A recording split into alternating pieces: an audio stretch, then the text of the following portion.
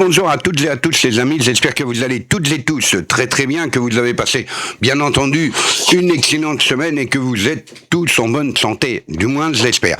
Alors je tiens tout d'abord à vous remercier pour l'intérêt que vous portez aux vidéos, ainsi que ne serait-ce que par le biais des petits pouces bleus, et ainsi que vos commentaires pour qui permettent d'échanger sur vos connaissances, sur vos souvenirs, et puis aussi un merci à tous les abonnés qui ont fait le choix de nous rejoindre sur la chaîne MX Farmer. Alors voilà, pour cette semaine, on va tout simplement faire un petit voyage dans le temps pour repartir en 1960 et passer la frontière franco-allemande pour se retrouver de l'autre côté de la frontière en Allemagne et vous parler de la marque Claas. Pas de la marque en elle-même, mais simplement d'un type de machine qui a été développé bien auparavant, mais que beaucoup d'entre nous ont connu et connaissent, la Matador. Alors effectivement, la Matador, elle, est sortie dans sa version Gigant. Elle est sortie en 1960 jusqu'à 1969. Une longévité de 9 ans. C'est une machine qui était quand même relativement bien aboutie pour l'époque. D'ailleurs, beaucoup de composants et de technologie, si on peut dire, parce que d'innovation ont perduré sur, par exemple, les consuls, sur les Mercator. Donc, la classe Gigant, comme elle portait son nom, parce que faut nous remettre un petit peu dans le contexte. On n'est que quasiment 15 ans après la fin de la Seconde Guerre mondiale. Donc la France, elle, est toujours plus ou moins en reconstruction, parce que les remembrements n'ont pas encore été faits.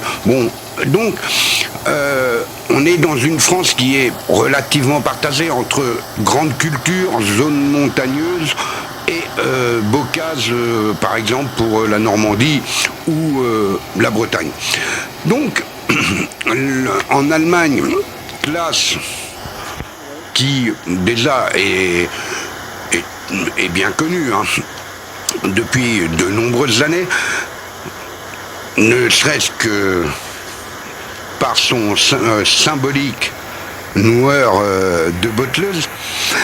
Et donc, Claas sort la classe Matador Gigant qui, elle, sera équipée d'un moteur Perkins D354 développant une cylindrée moteur de 5800 cm3, qui sera équipé, lui, de 6 cylindres pour une puissance qui avoisinait environ 89 à 106 chevaux, d'une transmission mécanique à 3 rapports, d'une vitesse d'avancement qui variait entre 1,8 pour les minimales jusqu'à 19, on va dire 20 pour les maximales.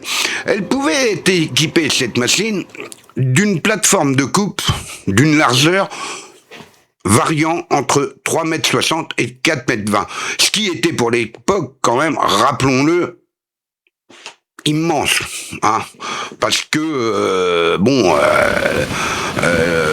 c'est comme si on revient dans le contexte de notre époque. Une machine déjà avec 10 mètres de coupe, c'est gros. Après, il y a plus gros, mais voilà. Donc, cette machine, moi, oui, j'ai vu une Gigant, mais dans un hangar qui ne fonctionnait, qui ne servait plus d'ailleurs, mais qui était là, pour la collection et puis pour le souvenir des parents. Et donc, pour l'époque, c'était quand même relativement une excellente machine, qui avait un débit de chantier quand même relativement impressionnant. parce que cette machine, elle pouvait, disons, fallait au minimum pour la Matador Gigant avoir au minimum une superficie de plus de 40 hectares quand même pour que ça soit, je veux dire, oui, que cette machine devienne rentable. Voilà. Bon. En moyenne, le taux de battage s'élevait à environ à 3 tonnes 5 heures. C'est-à-dire, en l'espace d'une heure, la Matador Gigant pouvait récolter entre, ouais, on va dire 1 hectare et demi, quoi. Et bon, bah, comme je vous l'ai dit, je vous dis 1 hectare et demi, quand elle pouvait battre entre, entre 4,5 et 5 km/h. La consommation en carburant n'était pas si élevée que ça pour l'époque, hein. Elle était de 9 litres, 9 litres et demi environ à l'heure. Et le réservoir à carburant était d'une capacité de 150 litres. Donc, ce qui permettait quand même de tourner une bonne journée. Hein. Parce que bon, les journées étaient plus longues qu'à l'heure actuelle. Et donc, la Matador Gigant, comme je vous l'ai dit, a été appelée initialement Matador. Et puis bon, elle fut produite par l'entreprise agricole allemande Claas à Arzenwinkel. La Matador Gigant est la plus grande moissonneuse de la série Matador. En effet, la plus petite qui sortira 2 années plus tard sera la Matador Standard. Cette machine a été quand même produite à environ 35 000 unités de la moissonneuse-batteuse de la série Matador, qui, elles, furent fabriquées conjointement, je parle de la Gigant comme de la Standard, entre 1960 et 1969. Et donc, pour la production en série de la Gigant, Claas a apporté des modifications structurelles à la ligne de production à Arzenwinkel. Les abatteuses, comme on pouvait dire à l'époque, façonneuses, étaient désormais assemblées en diagonale pour permettre aux véhicules de transport de transporter la ligne de production. À la fin de la scène de production, les récolteuses étaient testées en 3 étapes. Les moissonneuses plus petites ont été produites sur une ligne de production séparée. Alors, bon, la trémie variait entre 2,2 mètres cubes et 2,2 voire presque 3. Et cette machine quand même était relativement impressionnante. Parce que bon, elle pouvait même, bon, à ce qu'il paraît, parce que moi j'en ai jamais vu, monter jusqu'à une coupe de 6 mètres pour l'époque. Mais bon, elle a été aussi montée avec un moteur Ford 590E, diesel de 5408 cm3 qui développait 86 chevaux. Comme quoi, Claas à cette époque a travaillé, a essayé de travailler, avec Perkins, Ford et bien entendu par la suite, on retrouvera sur la quasi-totalité des modèles des moteurs Mercedes. Mais bon, nous n'en sommes pas là. Et donc, cette Gigant sort en 1960. En 1962, Claas, à la demande, parce que effectivement, pour exporter une machine, si vous faites une machine de gros gabarit, ça limite les ventes. et la production, bien entendu. Donc, ils décidèrent de sortir une petite sœur à la Zigan qui s'appellera la Matador Standard. Alors moi j'ai grandi plus ou moins dessus parce que le père, l'entrepreneur c'est qu'ils allaient étant gamin, c'est lui qui conduisait la Matador Standard et moi j'ai usé mes fonds de culotte sur la Bro 504 avec son fils. Et donc la Matador Standard qui était l'équivalent, pour ainsi dire, de la Matador Zigan à quelques spécifications près. Bon, moi je me rappelle que la Matador Standard que l'entrepreneur avait, elle n'avait pas la direction assistée. Disons qu'il fallait être un homme, on ne pouvait pas laisser cette machine-là aux mains d'un enfant de 5 ans parce qu'il n'aurait jamais pu tourner le volant. Et puis bon, déjà, il fallait pouvoir déplier la goulotte de vidange, enfin la vis de vidange si vous préférez, parce que c'était manuel. Pareil sur la Bro 504. Donc, c'était des machines d'hommes. On peut dire ça quand même. Et donc, la Matador Standard, elle sortit en 1962 jusqu'en 1968, l'année de ma naissance d'ailleurs. Par contre, pour la motorisation, le moteur avait été construit par classe.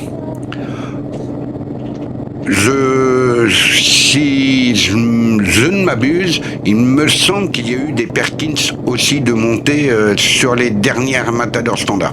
Mais si vous avez plus d'informations, n'hésitez pas à les poster dans vos commentaires. Donc, cette machine, la Matador Standard, qui, elle, était d'une cylindrée de 4700 cm3, qui, elle, possédait que 4 cylindres et développait une puissance moteur de 68 chevaux. Toujours équipé d'une transmission mécanique à 3 vitesses, et variant en avancement entre 1,4 km/h jusqu'à 15 km/h. La largeur de coupe pouvait varier entre 2,60 m et aller jusqu'à 3 mètres.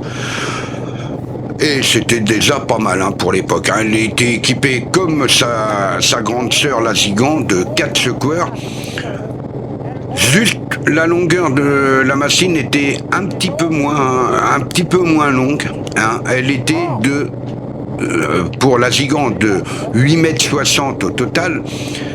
Et pour la Standard, elle était de 8,16 m. Alors bon, ça variait bien entendu en fonction de la longueur des secoueurs, parce que bon, après, les caractéristiques restaient approximativement les mêmes, même si le poids était un peu plus conséquent sur la Zigan avec 5 tonnes 3, enfin presque 5 tonnes, 5 tonnes 350, 5 tonnes 4, quoi, et 4 tonnes 6, 4 tonnes 7, on va dire, pour la Standard.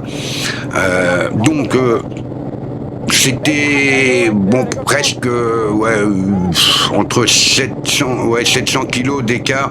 Donc ça variait aussi avec la largeur de coupe et puis les équipements qu'il pouvait y avoir sur ce type de machine. Alors, la capacité de trémie, bien entendu, comme je vous l'ai dit, était de 21,5 hectolitres pour la Zigan et de 17 hectolitres pour la Standard. Et c'est vrai que ces machines étaient révolutionnaires pour l'époque. Leur couleur, bien entendu, ce vert... au départ, vert pâle, presque kaki, parce que classe écoulé encore dans les premières Zigan, comme ce qui a été le cas de la Columbus ou de l'Europa ou de la Mercure. Ces machines Classe a utilisé pendant de nombreuses années le surplus de peinture de la Seconde Guerre mondiale de l'armée allemande pour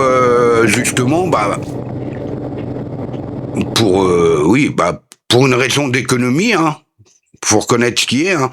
Et donc ces machines, au départ, bon, pour ce qui était des Columbus, des Europa, étaient grises à moitié argentées. Et pour la Mercure, on passa déjà plus ou moins à ce vert pâle. Bon, petit à petit, le vert enfin, la variante de vert s'est vue modifiée pour s'éclaircir et devenir moins pâle et plus vive. Et donc, Claas avait a longtemps gardé son système, ne serait-ce que de on va dire de monolevier, de monodistributeur pour les rabatteurs, pour différents réglages de coupe ou différents réglages de la coupe, parce que bon, tout ce qui était gris, c'était manuel. Et d'ailleurs, ces réglages-là, on les retrouvera encore sur les séries, par exemple, des Mercator, des Consuls, et aussi, ne serait-ce aussi que sur les Matadors. Bon, pas les Matadors, excusez-moi, chercher les Dominators. Ils ont gardé longtemps ce système avant, bien entendu, d'arriver dans la série des lections qui, elles, sont arrivées avec une toute nouvelle technologie, mais bon, même ça a été la continuité. Hein. De toute façon, Claas a toujours été une marque très innovante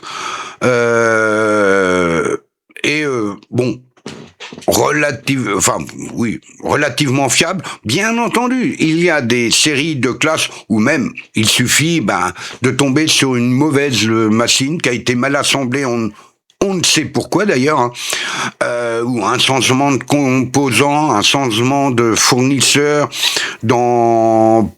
pour un circuit imprimé informatique, pour du câblage, enfin voilà. Et puis voilà, c'est la panne sur une machine, et puis celle qui est sortie 3 mois avant de la scène de montage marche très bien. Bon, donc évidemment, tout le monde ne peut pas être content de Claas. Moi, j'ai toujours été très satisfait des moissonneuses Claas. Bon, quelques modèles ont eu quelques petits bugs, mais ça, on en reparlera plus tard. Mais sinon, en l'occurrence, moi, j'ai quand même grandi sur la Matador standard. Et d'ailleurs, on en trouve encore qui tournent des Matador standard. Et c'est évidemment, à l'heure actuelle, c'est plus des machines à haut rendement, mais encore une fois, replaçons le contexte dans les années 60. Ces machines-là étaient relativement abouties, bien abouties, avec un éclairage qui n'était pas mauvais pour l'époque. Hein. Bien entendu, proportionnellement à maintenant, évidemment, c'est un tout autre débat. Et au départ, moi, je me rappelle que, étant dans la plaine, pas loin de la plaine de Caen, mais on était en Suisse normande, et les pièces, on allait les chercher à la Serma, ou Serman, qui était concessionnaire Claas à Saint-Aignan-de-Craménil. Et ensuite, le biais, alors est-ce que c'était un prémisse au regroupement et au rachat de Claas au rachat de Renault Agriculture par le groupe Claas, mais toujours est-il que Renault Agriculture a construit sa base à l'Orguisson, qui fait partie, on dira Saint-Aignan-de-Craménil parce que c'est là que c'est le plus connu, qui était devenu CRA. Alors CRA, ça avait plusieurs significations. Ça pouvait vouloir dire Centre Renault Agriculture ou Claas Réseau Agricole. Donc, ils se sont combinés sur la même base, ce qui permettait justement d'avoir le concessionnaire Claas et le concessionnaire Renault, ce qui permettait de pouvoir avoir une gamme complète, aussi bien en fenaison qu'en battage, qu'en tracteur pour tous les travaux décents, quoi. Ainsi que, je vous dis, les presses classes qui ont été bien connues, d'ailleurs, qui n'étaient autres que des Renault, donc des Rivières Casali, hein, et qui faisaient de l'excellent travail pour l'époque. Enfin voilà, donc c'est vrai que ça évoque énormément de souvenirs de ces années-là où on travaillait relativement tard le soir, parce que je me rappelle des fois on était encore en train de battre à minuit, les coopératives étaient encore ouvertes parce que le gars il habitait à côté de la coopérative ou à 2-3 kilomètres de la coopérative, et puis les agriculteurs ramenaient une petite bouteille, lui ramenaient le casse-croûte pour que le gars reste un peu plus tard, et puis c'était l'époque où il faisait bon vivre, où il y avait de la convivialité, il y avait du partage, il y avait du respect, parce que bon, le gars qui était à la coopérative, il aurait pu rentrer chez lui beaucoup plus tôt, mais non, il restait parce qu'il voulait rester, parce qu'il aimait son travail. C'était. Puis bon, les agriculteurs, on prenait, à la moisson, on prenait quand même relativement le temps de vivre. Bon, les parcelles n'étaient pas celles qui sont à l'heure actuelle. Et donc, les 3 quarts du temps, moi, je me rappelle encore avoir vidé les plateaux 4 roues à la main, au seau, pour monter le grain dans le grenier. C'était fastidieux, mais encore une fois, il y avait 5-6 personnes, et puis il y en avait toujours un ou deux qui étaient là pour raconter on va dire des bêtises, et puis des histoires. Alors pas tout le monde rigolait, et puis on se retrouvait, on finissait de vider un plateau, allez, on allait boire un coup de cidre, faire une collation, et puis c'était reparti à rigoler. Voilà, ça c'était l'époque de la Matador standard, qui m'a vu grandir aussi, hein, parce que elle a servi, elle avait dû être achetée en 1963 ou 1964, la Matador standard, par l'entrepreneur. Et il s'en est servi jusqu'en 1990. Alors c'est pour vous dire la longévité de la machine. Mais il a pris sa retraite et il l'a vendu à son neveu. Et elle a continué à travailler encore, je crois que c'est jusqu'en 2018 ou 2019, où malheureusement elle a pris feu. C'est des choses qui arrivent. Vous voyez, c'est pas une machine qui fait une longévité de tant d'années, parce que je sais plus si c'est 63 ou 64. Mais bon, même si c'est 64, vous imaginez déjà jusqu'en la machine, elle a bientôt travaillé pendant plus de 50 ans, quoi. Alors, c'est phénoménal. Une machine qui fera 50 ans à l'heure actuelle, moi, je voudrais voir ça quand même. Alors, j'espère que la vidéo vous aura plu et que, elle a été un peu plus brève que d'habitude. Mais voilà, et puis le jeudi, on va essayer tout simplement de faire, de parler un petit peu du TP aussi, parce que pas des machines récentes. On en parlera peut-être au fil du temps, mais pour l'instant, je préfère me replonger dans nos souvenirs de jeunesse, encore une fois, et puis dire un petit peu à la nouvelle génération, écoutez, nous en notre temps c'était dur, c'était pénible, mais on prenait le temps de vivre, on avait la convivialité, l'entraide, le respect de chacun. Donc sur ce, les amis, je vous souhaite une excellente soirée et je vous dis tout simplement, soit jeudi si on a le temps de faire le montage de la vidéo, sinon à mardi prochain pour un nouveau volet de l'histoire des marques de matériel agricole.